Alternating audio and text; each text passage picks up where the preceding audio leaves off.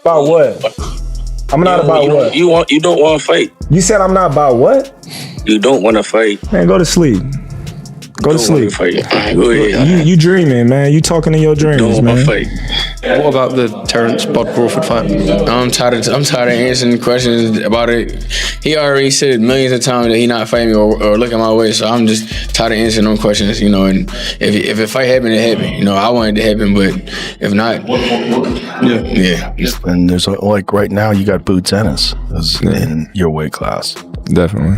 What do you think about him? Oh, he's very, very talented. He's unproven, but he's very talented. Yeah. You know, the eye test tells it all. You know, he's got the it, you know, but we haven't seen him against any elite fighter. We've never seen him tested. So until then, you know, we just going to keep saying, oh, boots, until he meet that fighter that's going to test. Would you consider going back down to 154 and face Jaron Ennis, the guy who prepared Canelo Alvarez for this fight?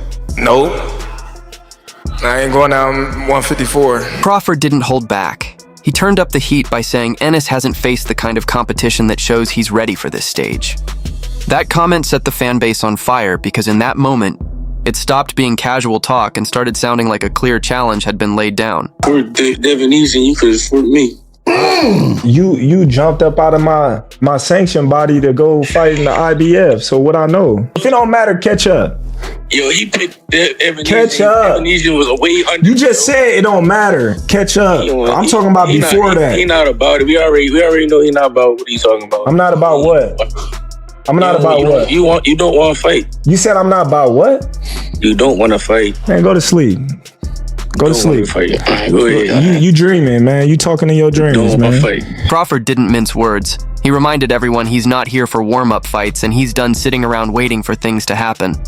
That little showdown had fans buzzing, because if a contract between these two ever gets signed, it's guaranteed fireworks. And just when the tension hit its peak, in stepped Bozy Ennis, Boots' father, like a no-nonsense parent walking into a school meeting ready to set things straight. Hey man, listen closely. Make that fight. You know, we want that fight. You know what I mean? I said, you know, we wanted him or either Spence. It didn't make no difference. As long as we get the fight, we'll see where we coming from. Right now, we ain't worrying about Crawford. We're going to clean 147 now, and then we're going to move to 154. If he there and he got a belt, we coming after him. Bozy came in swinging verbally, making it crystal clear they've never backed away from a Crawford fight. He even cracked a classic dad-style joke, saying the only thing he's ever turned down is the heat when the energy bill shows up. That's vintage boxing father energy right there. And he wasn't done. He fired back at the whole narrative, basically saying if Crawford really wanted the fight, he could have reached out directly instead of letting a bunch of go-betweens complicate things like some kind of boxing telephone game. So yeah, we're going to talk about it and we're going to discuss what we're going to do with with Terence and Boots.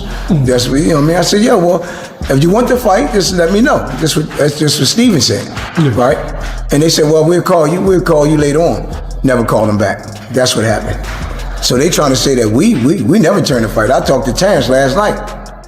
We never turned the fight down. We've been wanting to fight Terence. And honestly, the funniest moment came when Bozy hit Crawford with a verbal jab, pointing out that he went after a lesser challenge when their camp was right there waiting. In his words, Crawford passed up a full-course meal for fast food. Brutal, but you can't say it didn't land. As fans, that's exactly what we crave. Real matchups, not endless negotiations. And if these two ever do step through the ropes together, don't expect a slow chess match. That kind of clash has fireworks written all over it. You could have fought us, but you're going to fight Avanesia. And then I said, Avanesia, you could have fought us.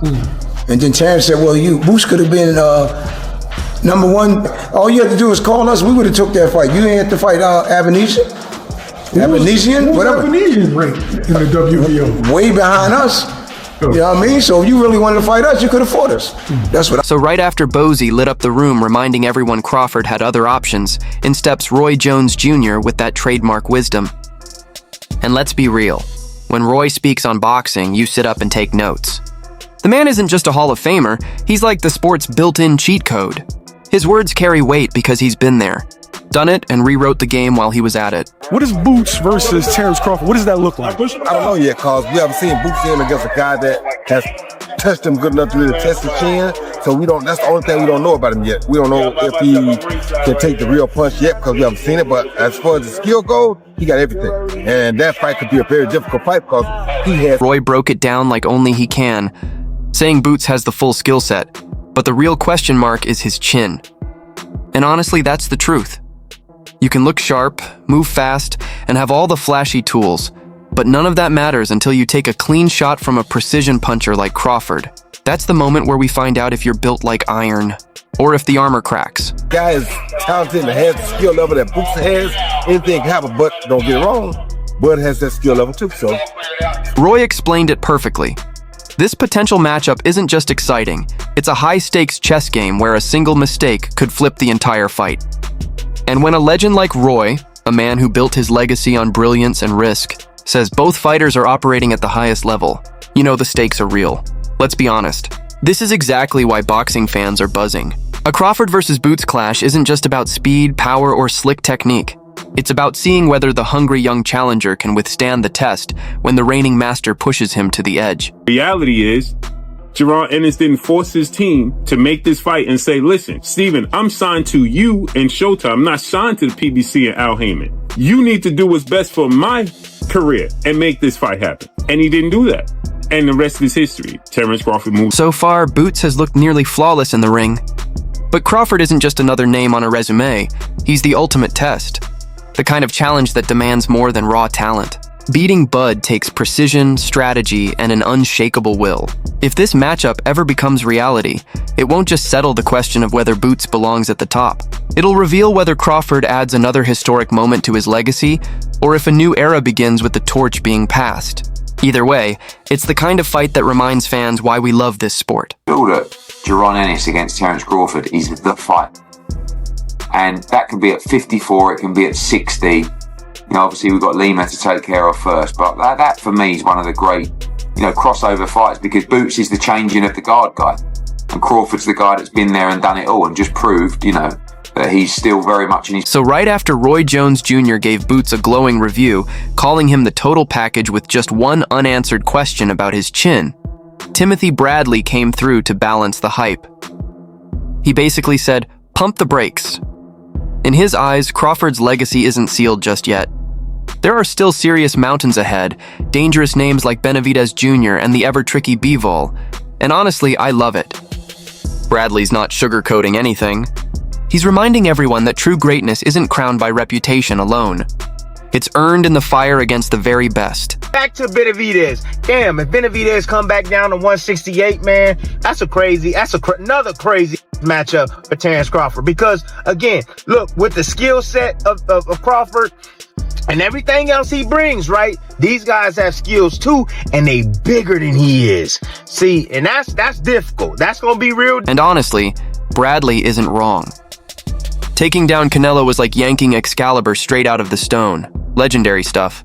But if Crawford starts moving up to face the true giants at 168 and beyond, that's entering a whole different realm of danger. We're not talking about whether he can win anymore. We're talking about whether he can outsmart fighters who look like they were engineered in a boxing lab. That's the kind of high-stakes drama fans live for, and the beauty of Bradley's take is that, even though it sounds like he's cooling off the celebration, he's actually raising the stakes.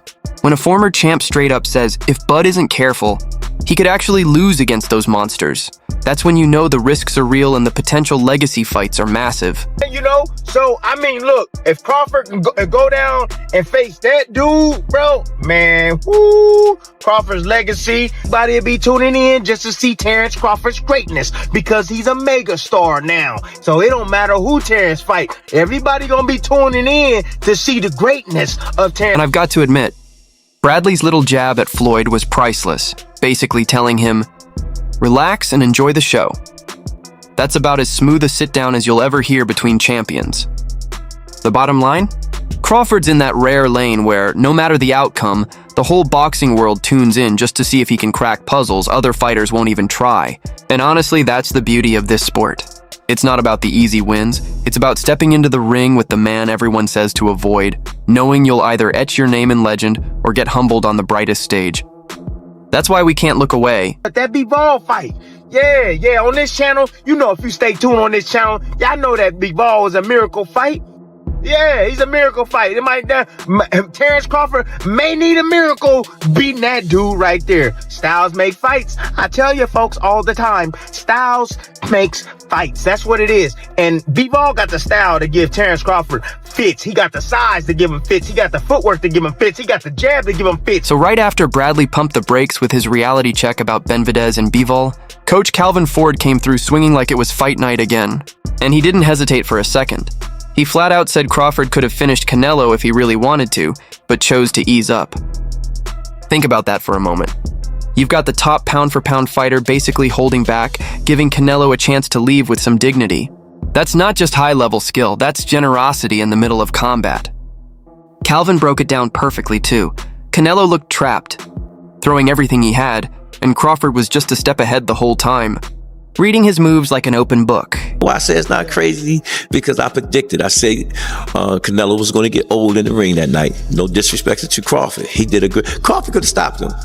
He could have. You know, me being a coach and watching how the fight was going on, he could have stopped him. And I know he's saying that in his mind, but he was being humble of Canelo. He was being humble, and it was a great fight, and it was good talk for the boxer. And the way Calvin hyped him up, man, he didn't hold back for a second. He straight up said, Crawford is the guy of this generation, the one who picked up the torch after Floyd. Then he dropped the ultimate fantasy matchup, Floyd Mayweather versus Terence Crawford, even just as an exhibition. Be honest, we'd all throw our wallets at that. Forget the influencer exhibitions. Give us a high-stakes chess match with gloves between two boxing masterminds. But here's where it gets crazy. Calvin wasn't just praising Bud's win. He basically said Crawford evolved into boxing's final boss that night. That's the beauty of these kinds of breakdowns. They remind you that the real power move isn't only dominating your opponent. It's having the skill to end it whenever you want, and choosing instead to put on a clinic for the world to see. That's a different level of greatness, one that echoes through generations. Every generation from Floyd's generation to this generation didn't get to see it come. That's just like we never get to see Michael Jordan play, right? But we remember when he used to play.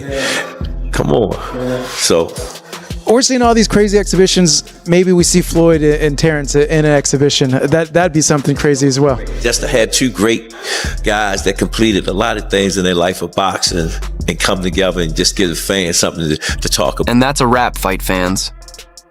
From Boots throwing down the challenge, to Bozy firing back, to Roy and Bradley dropping serious insight, and Calvin Ford hinting that Crawford basically showed Canelo mercy, it's been a roller coaster of takes. What makes this debate so electric is that every perspective turns up the heat even more. So here's the real question. Is Bud Crawford truly untouchable, or is Boots the one who can finally crack the code? That's the kind of storyline that keeps boxing alive. Legacy on the line, pride at stake, and the possibility of a passing the torch moment that changes everything. Now it's over to you. Jump in the comments and let's hear it. Who's really got the edge, Bud or Boots? And do you think Crawford would actually step up against the giants Bradley mentioned? Let's get that conversation going. And hey, if you love these deep dive breakdowns, make sure to like, share, and subscribe to Boxing HQ, your front row seat to all the drama inside and outside the ring. Catch you in the next one.